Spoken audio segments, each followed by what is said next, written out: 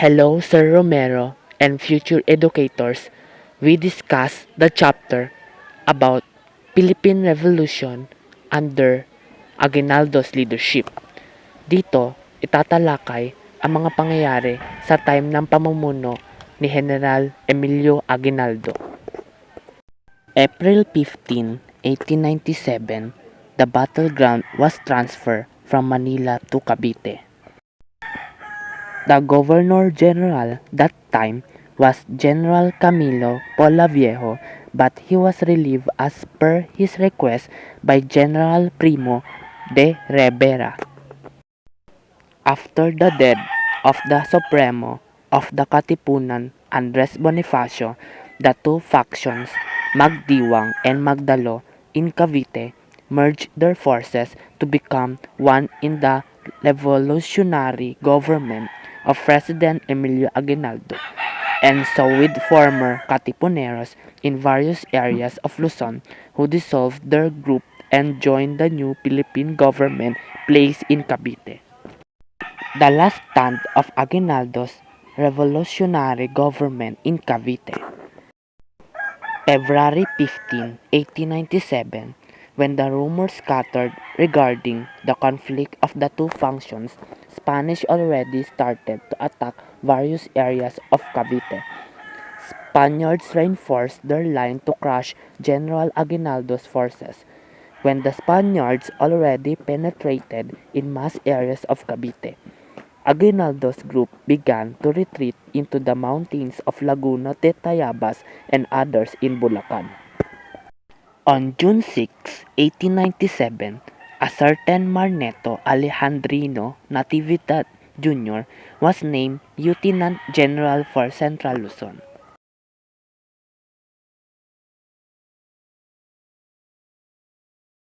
On June 18, Natividad was the youngest general.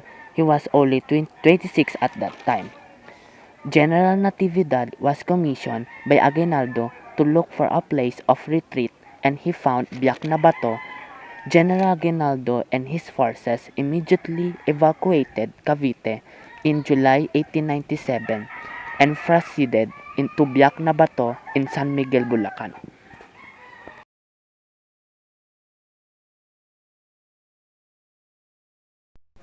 The establishment of Biak na Bato government.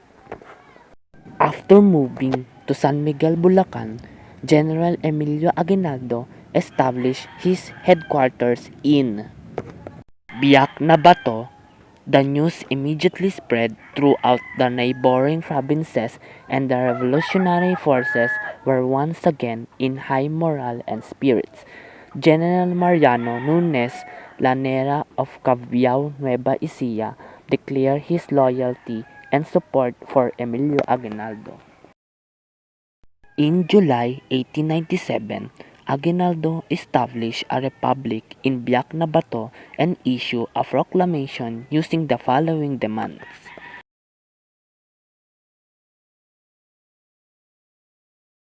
Expulsion of the freers and the return of the freer lands to the Filipinos.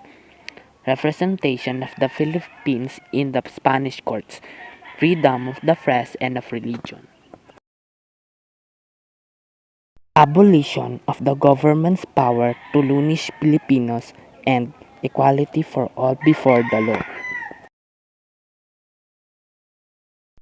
To formalize the Biak na Bato government, they conducted another election.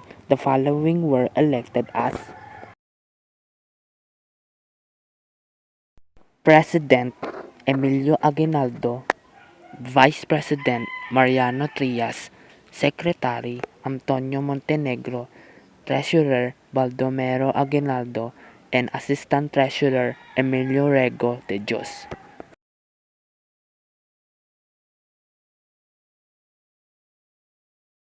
November 1, 1897, a constitution was drafted. It was patterned after the Cuban Constitution and was ratified by them. The following features were considered in the Constitution. Number 1. Establishment of a Supreme Council will serve as the highest governing body of the Republic. Number 2, human rights. Number 3, freedom of religion. Number 4, freedom of the press. And number 5, right to education.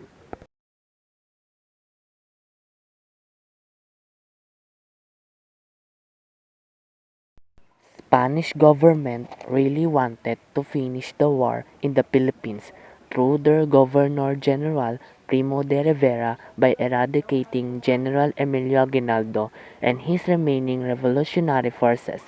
But the Governor General reversed his approach. Instead of an attack, he introduced a peace talk and a ceasefire to General Emilio Aguinaldo and group.